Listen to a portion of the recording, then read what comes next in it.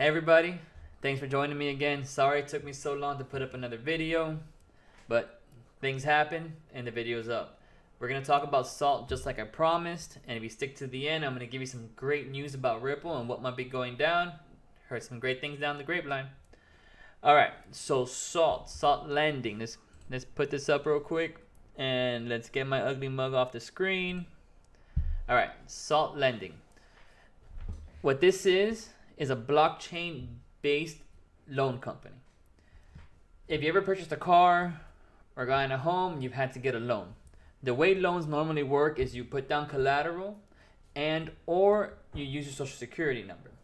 And then based on your payment history, your credit debt ratio, whether you're 6 foot tall or 5 foot tall, that's gonna change the rates and how much you can get. With salt lending, what they're trying to do and what they're about to do is open up loans that are cryptocurrency backed. What does this mean? This means that you can take your cryptocurrency, they put it in a smart contract, and you collateralize your loan versus the cryptocurrency. From what I understand, they're talking about keeping it at 80% collateralization. Try saying that shit 10 times fast. And they're going to give you cash. You're going to have 3 different tiers of membership. First tier is called membership. I don't know who thought about that. The second tier is a premier, and your third tier is enterprise. So the difference is going to be between being able to access $10,000 up to $1 million, depending on your tier. Also, you can have lines of credit, and they'll have credit cards attached to these things later on in 2018, according to their benchmarks. So, all right, let's talk about some of their benchmarks. So for quarter 4, so this basically now, this is the end of the year, they wanted to launch their platform, which they've already done, and then start BTC collateralized loans. So for those of y'all that are new to this, BTC is Bitcoin. What they're going to do in the very beginning is start by opening up a small amount of loans just to see how it goes, because this is still very, very new. If it goes well, they're going to continue, and then in let me double check, quarter 1 of 2018, they want to do Ether. Then they want to launch credit cards, and then at the end of 2018, or they say quarter 3, but I don't think they're going to make it to quarter 3, it's more going to be quarter 4, they want to do altcoins, which will be your Litecoin, which it could be Ripple, I don't know, Darkcoin, whatever you're into, whatever floats your boat. And they're going to take these and they're going to collateralize up to 80%. So now let's talk about how the collateralization is going to work. So what they're going to do is they're going to collateralize 80%. So let's say you give $1,000 in Bitcoin, you get $800 in cash with a 20% buffer. Now, if for any reason the BTC happens to drop in price, what's going to happen is it's going to trigger one of 2 events. First event, they're going to send you an email, or they're going to call you. I'm not sure how they're going to go about that, but I'm pretty sure it's going to be an email asking you to deposit money into your account to bring the collateralization back to 80%, to bring the ratio. If you don't respond, or if you don't want to do it that way, what they can also do is they can liquidate some of the Bitcoin in order to get back to the 80% collateralization. Why are they doing this? They're doing this because in the end, what they have to do is they have to protect the people who are investing in SAL, the ones who are giving you the money, because you're going to have investors that are giving you this cash.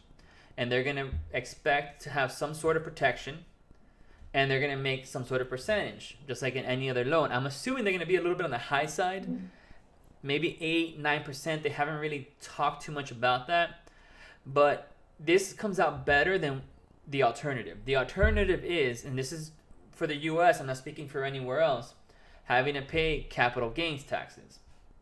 Because cryptocurrencies are being considered commodities, and when you purchase and you sell commodities in the regular market, like gold, silver, oil, wheat, whatever it might be, and you make a profit, that's called a capital gain, and you owe taxes on that. So if you bought Bitcoin at $1,000, and God forbid you sell it at 18, you have a $17,000 profit margin where you own capital gains, which I think is like 15%. So that's pretty big. You're talking about, I'm not gonna do that, just throw out some math. You're talking about at least $1,500 to $2,000, give or take, in between that, right? So you technically lost money, which this is 1776 channel. So we all know that this is about freedom and taxation is theft. So why pay them for you doing due diligence, investing in something that nobody thought, was going to work out, and then finally turn a profit, and then they're going to come in like a bunch of gangsters and be like, you give us our cut or we're going to break your kneecaps? I say forget that. This is a way out of it. I'm not saying don't pay your taxes, because none of us want to go to jail. I'm just saying, why pay them if you don't have to when you can do this and this is perfectly legit? You take out a loan, you pay your loan, and you get your Bitcoin back. So you get the cash, and at the end you get your Bitcoin. And if the Bitcoin goes up, even better. And there's actually a good thing about this too. If, let's say, I'm throwing out numbers, you bought Bitcoin, you got a loan for $1,000 worth of Bitcoin, right? And Bitcoin doubled in a month.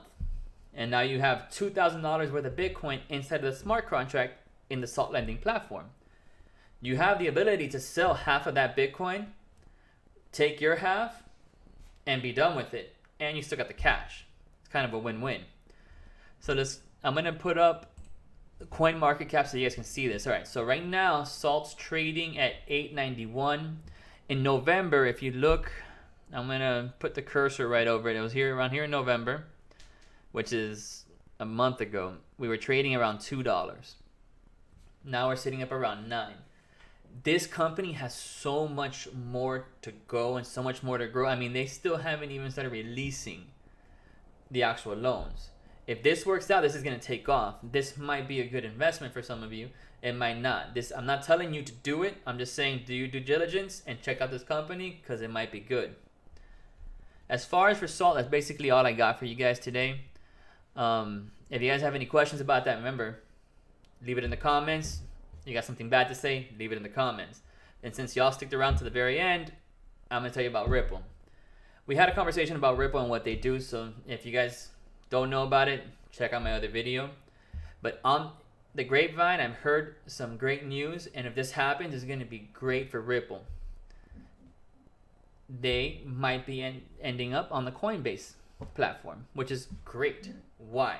If any of you guys tried to buy Ripple, Ripple's very difficult to get sometimes. You have to have a GateHub account, or you have to have some other wallet which is able to hold Ripple, and then you have to use Shapeshift to transfer over, and it's just a big pain in the butt.